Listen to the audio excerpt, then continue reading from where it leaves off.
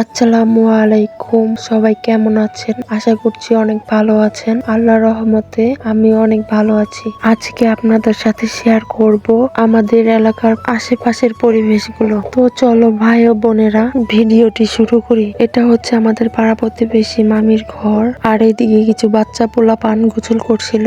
এখানে থেকে একটা বাচ্চা বলছিল এই সবাই তারা সাইড দিয়ে, আমি ডুবুরি এখন পানিতে নামছি। ওই যে আমার আম্মু আগে আগে যাচ্ছে, আমি পিছে যাচ্ছিলাম। ওইখানে আমার ভাতিজাও দাঁড়িয়ে আছে দেখলাম। আজকে ভাতিজাকেও ক্যামেরায় আনবো, দেখি ওই কি বলে, ওর রিঅ্যাকশনটা কি।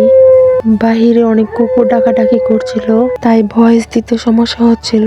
এই তো আমার ভাতিজার কাছে পৌঁছে গিয়েছি। ওই বুঝে ফেলছিল আমি ওর ভিডিও করছি, তাই যে হাসতেছিল। ওই বলতেছিল ফোনে ভিডিও করো না কি, আমি বলতেছিলাম যে হ্যাঁ আমি তোর ভিডিও করতেছি। পরে আরো হাসছিল। চকের মধ্যে ওখানে এরকম 3-4টা বাড়ি হয়েছে, দেখতে মাশাআল্লাহ অনেক ভালো লাগে। এই বাড়িতে সম্ভবত এখন কেউ থাকে না, থাকলেও দিনে থাকে রাত্রে চলে যায়, কারণ একটু দূরে তাদের আরেকটা বাড়ি আছে।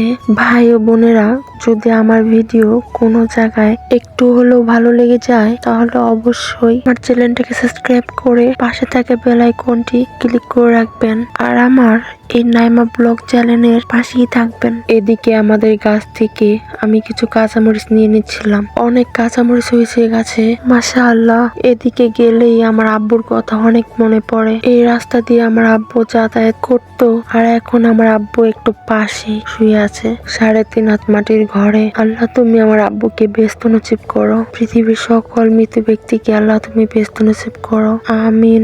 এদিকে ফুলগুলো কি সুন্দর ফুটে আছিল, অনেক ভালো লাগছিল। কিছু শাক তুলে নিয়ে যাব এখান থেকে। আমার কাছে শাক কিনে খাওয়ার চেয়ে টুকিয়ে খেতে অনেক ভালো লাগে, তাই এখান থেকে 5 মিশালি শাক টুকিয়ে নিয়ে যাব। এদিকে কত সুন্দর লাল হলুদ ফুল ফুটে আছে, আমার কাছে ফুলগুলো অনেক ভালো লেগেছে।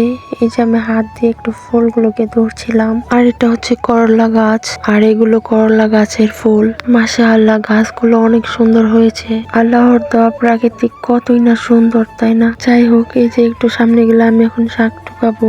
এই যে আমি এই শাকগুলো অনেক পছন্দ করি। আমাদের দেশে এগুলাকে সেচে শাক বলে, তোমাদের দেশে কি বলে আমাকে একটু কমেন্ট করে জানিও। আর এই শাকগুলো তোমরাও খেয়ে দেখতে পারো, অনেক ভালো লাগে। এই যে আমার সে ভাতিজা এখানে দোকানদারি করতেছে, এখনো সে হাসতেছিল। আর ওই হচ্ছে মাদ্রাসায় পড়ে, ওরা হচ্ছে 4 ভাই, ওরা 4টা ভাই মাদ্রাসায় পড়ে। আর এদিকে আমার চাস্তো বোন এগুলা কি নিয়ে যাচ্ছিল। আমি বলছিলাম আরে মানুষ তো ভ্যান করে অন্য কিছু নিয়ে যায়, আর তোরা তো ভ্যান করে গু নিয়ে যাচ্ছিস। এই কথা শুনতে ওরা দৌড়। যদি হাঁটতেই আসো তবে জোর করে হাঁকো।